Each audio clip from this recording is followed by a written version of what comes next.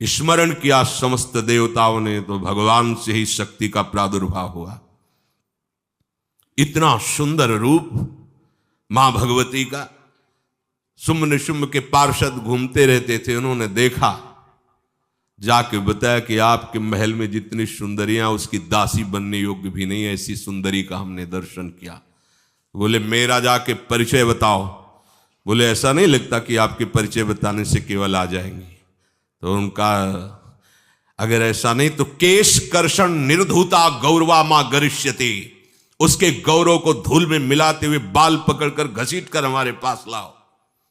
मार्कंडेय पुराण। उनके पार्षद गए और बताया हमारे मालिक शुंभ निशुंभ है, उनका आदेश है कि आप महल में चलो और आदर सहित, अगर आप ऐसा ना करती हैं तो मैं आपका निरादर करते हुए बाल पकड़कर घसीटते हुए ले जाऊंगा। देवी जी ने मुस्कुरा दिया और कहा अपने मालिक से कह दो जाकर के कि हम उसी की आज्ञा पालन करती है जो हम पर युद्ध में विजय प्राप्त कर ले। वो जाके बोले हाँ वो तो मतवाले, त्रिभुवन में कोई जोड़ ही नहीं था। आए और उद्दंडता पूर्वक वचन बोलने लगे। माता जी ने कहा बस तब तक बोल ले जब तक मैं मधु का पान कर रही हूं, बस ये पान करते ही तेरी जीवन लीला समाप्त हो जाएगी। ऐसा ही हुआ। जो ही पान करके सिंह पर सवार होकर गर्जना की, सारा का सारा अहंकार धूल दूषित हो गया, काट के फेंक दिया। ऐसी अनंत अमित दुर्गाओं जैसी सामर्थ्य हमारे प्रभु श्री हरि में, अमित दुर्गाओं जैसी, क्योंकि अनंत शक्तियों के स्वामी हैं। उनकी लीला में क्यों में हो? अरे वो जब करुणा करते हैं, अपनी महिमा से उतरते हैं, तो भक्त जब ऐसे कर देता है तो डरप जाते हैं। माधवदास बाबा ने कहा नहीं चलना तुम्हें ब्रज में, हम तुम्हारी कहां तक सेवा देखेंगे, तुम्हें बाल भोग राजभोग, बाबा जी हैं कभी मिला कभी यहीं रहो। वो बाबा आपके बिना नहीं रह सकते। दोबारा बोल नहीं पाए जगन्नाथ। ये सुन करके हृदय बलिहार होता है। ओ ऐसे सामर्थ्यशाली प्रभु अपने भक्त के प्रेम प्रणय पर भी कितना डरते हैं। ये भक्त नाच पड़ता है। ये कुतर्क की संशय की वृत्ति यहां प्रवेश नहीं करती। दुर्गा कोटि अमित अरिमर्दन, अमित गिनती नहीं ऐसी अनंत दुर्गाओं जैसी शक्ति हमारे प्रभु में विराजमान है। शक्र कोटि सत सरिष विलासा, आहा अरबों इंद्र जैसा विलास प्रभु में। अरबों, एक इंद्र त्रिभुवनपति है, अरबों इंद्र के समान प्रभु का ऐश्वर्य है। और नवशत कोटि अमित अवकाशा, जिस एक आकाश के लिए गरुड़ जी से कह रहे हैं कि मच्छर से लेके आप तक उड़ते हो पार पाए, बोले ऐसे अरबों आकाश के समान अवकाश है प्रभु में। मरुत कोटि सत विपुल बल, रवि सत कोटि प्रकाश, शशि सत कोटि सुशीतल, समन सकल भव त्रास। अरबों पवन के समान महान बल है। अगर त्रिभुवन में कोई बल है तो पवन में बल है, वायु बल। बड़े बलवान देवता, बल में इनके समान कोई नहीं। इन्हीं के अंश से प्रकट होते पवन पुत्र हनुमान, और इन्हीं के अंश से प्रकट होते पवन पुत्र भीम। बेजोड़ बलशाली महात्मा दोनों। महात्मा बेजोड़ बलशाली। जेगिर चरण दे हनुमंता, चले उसोगा पाताल तुरंता। जिमि अमोघ रघुपति कर बाना, ये ही भांति चले हनु। किलकार दे तो राक्षसियों के गर्भ गिर जाते थे। ऐसे महान बली हनुमान जी। और भीम का क्या कहना है?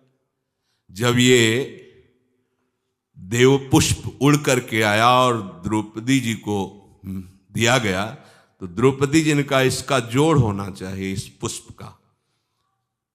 सबसे कहा पर किसी ने नहीं सुना। भीम ने कहा कहीं भी मिलेगा मैं इससे लाएंगे।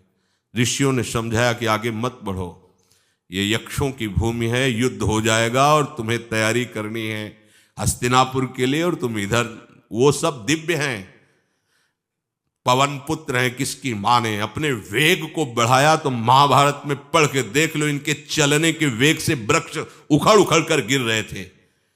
ऐसे जब चल रहे थे तो चलने के वेग से वृक्ष उखड़ जाते थे भीम के। तो हनुमान जी ने सोचा किसी के समझाए तो समझेंगे नहीं, तो आगे पवन पुत्र ही बैठ गए, बूढ़े बानर का वेश लेकर, लंबी पूंछे से। मार्ग में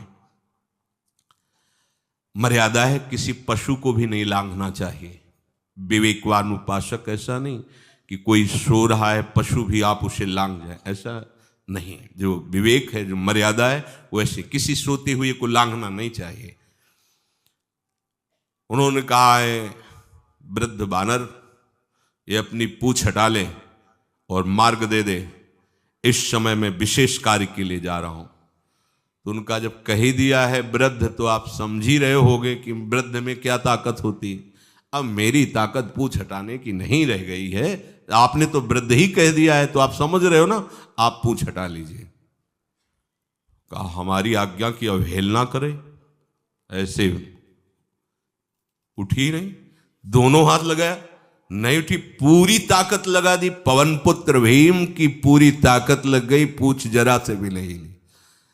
हाथ जोड़ के खड़े बोले हम समझ गए हमारे बड़े भ्राता आप हनुमान जी हैं, क्योंकि ऐसा कोई बानर सृष्टि में पैदा नहीं हुआ कि मैं उसकी पूंछ ला हिला सकूं, मैं समझ गया। तो मुस्कुराए और बैठ के बोले हमारी आज्ञा मानो, इस मार्ग में मत जाओ, ये देव मार्ग है, ऐसे ऐसे सिद्ध हैं कि आपका अपराध बन जाएगा, आप शाप से युक्त हो जाएंगे, इसलिए मैं आपको मना। बोले प्रभु जब आप कृपा करके आए हो तो हमें वो रूप दिखा दो जो लंका में आपने रूप दिखाया। बोले मत उस बात की चर्चा करो, रहने दो। बोले प्रभु एक बार देखना चाहता हूं कि मेरा बड़ा भाई कितना बलवान है। अग्निदेव गए और कहा आप अपना परिचय दीजिए, कौन हो और यहां कैसे आए हो। तो उनका परिचय लेने के पहले हम आपका परिचय जानना चाहते हैं, आप कौन हो। तो उन्होंने कहा कि मैं अग्निदेव हूं। सामर्थ्य आपकी, त्रिभुवन को उपले की तरह भस्म कर सकता हूं। मैं समस्त प्राणियों के उदर में बैठकर अन्न और जल का पचाकर जीवन दान देता हूं, जीवन पोषण करता हूं। अच्छा, एक दिन का फेंका, हम तुम्हारी बात तभी प्रमाणित, ये उपनिषद की बात, हम तुम्हारी बात तभी प्रमाणित मानेंगे जब तुम इस तिनके को जला दोगे। अब कोई अग्नि देवता से तिनका जलाने की बात कहे, सहज में दृष्टि डाली, कुछ नहीं हुआ, पूरा पावर लगा दिया। यक्ष जी ने मुस्कुरा कर कहा तुम तो कहते थे पूरे त्रिभुवन को उपले की तरह जला दूंगा, अब गिरिवा झुकाई पहुंचे। देवराज इंद्र ने कहा कौन है। बोले असमर्थ रहा उनका परिचय जानने में, वायु देवता। आप अपना परिचय बताइए।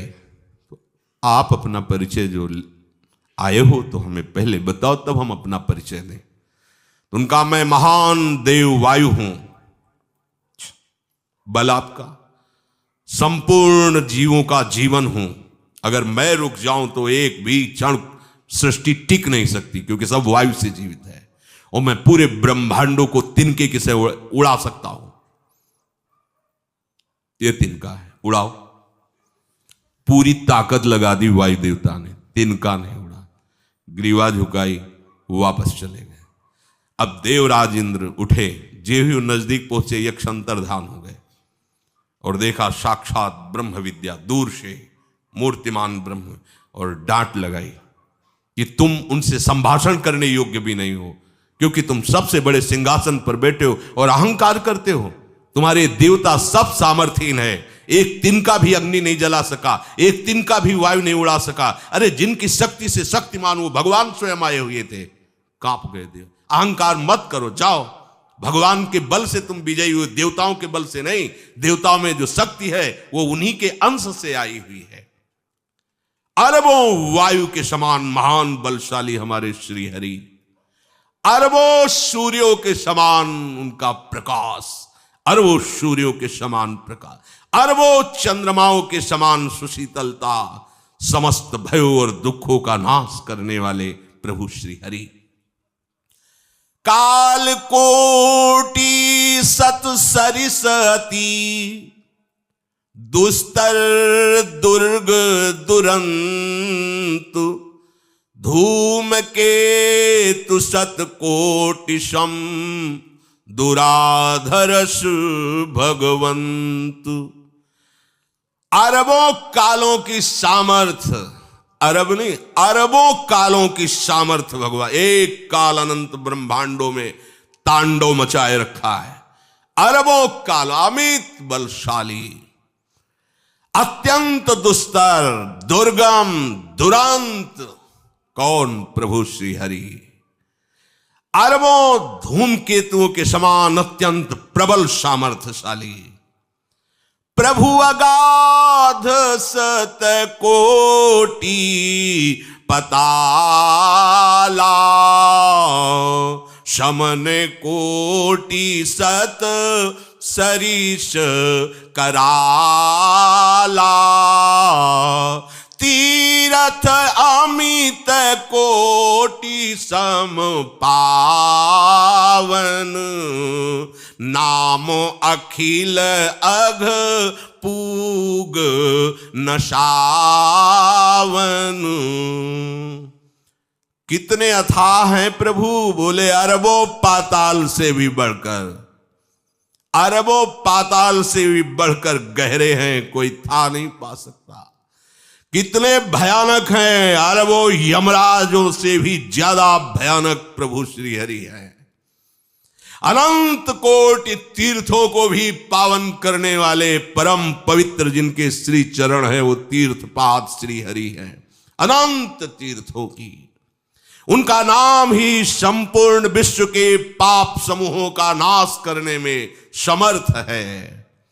हिमगिरि कोटि अचल रघुवीरा, सिंधु कोटि सत समगंभीरा, कामधेनु सम कोटि। आहा, देखो अब किसके सामने तुम्हें हाथ पसारने की जरूरत है? समझो, अगर अपने प्रभु को जान जाओगे, समझ जाओगे, तो फिर कहीं इधर उधर झांकने की जरूरत नहीं, किसी के सहयोग की जरूरत नहीं। कैसे प्रभु? ऐसे वो स्थिर हैं कि जैसे तूफान चल रहा और हिमालय का आश्रय ले लो तो डरने की जरूरत नहीं, कोई भी तूफान हिमालय को उखाड़ नहीं सकता। ऐसे ही कह रहे हैं, अरबों हिमालयों जैसी स्थिरता प्रभु श्री हरि में है। अरबों समुद्रों के समान गंभीर है। कामधेनु सत कोटि समाना, सकल काम दायक भगवाना,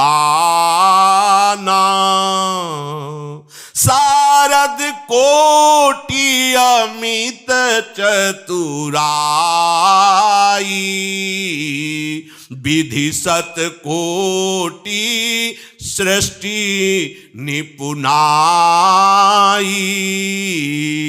विष्णु कोटि सम पालन करता, रुद्र कोटि सत सम संघरता।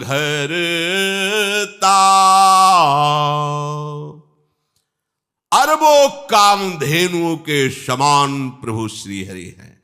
एक कामधेनु मिल जाए तो निहाल हो जाए। है हमारे श्री हरि कैसे? अरबों कामधेनुओं के समान है। इच्छित कामनाओं की पूर्ति कर दे उसे कामधेनु कहते हैं। प्रभु में कितनी चतुरता है। अनंत कोटि सरस्वतियों की एक सरस्वती ब्रह्मांडों का संचालन करती है, बुद्धि के अधिष्ठात्र देवी हैं। और यहां क्या, हमारे श्री हरि अनंत कोटि सरस्वतियों की चतुराई समाई हुई है। अरबों ब्रह्माओं के समान सृष्टि रचने में समर्थ। एक ब्रह्मा प्रकट कर दिया, ये वैभव प्रकट हो गया। अरबों ब्रह्माओं जैसी सामर्थ सृष्टि रचना की प्रभु में है। आहा। और अरबों विष्णुओं के समान पालन करने की सामर्थ्य प्रभु में है। अरबों शंकर के समान संहार करने की सामर्थ्य प्रभु में है। धनद कोटि सत साम धन वाना, माया कोटि प्रपंच निधाना, भार धरन सत कोटि अहिसा, निरवधि निरूपम प्रभु जगदीसा। अरबों कुबेरों के समान धनवान है, अरबों मायाओं के समान सृष्टि करने में सामर्थ्यशाली है, अरबों शेष भगवान के समान अनंत भार उठाने में समर्थ है। जगदीश्वर प्रभु श्री हरि की कोई उपमा कोई सीमा नहीं है, ये उपमा रहित और सीमा रहित है। निरुपम न उपमा आन राम समान, राम निगम कहे, जिम कोटि सत खद्योत समु, रवि कहत अति लघुताल है।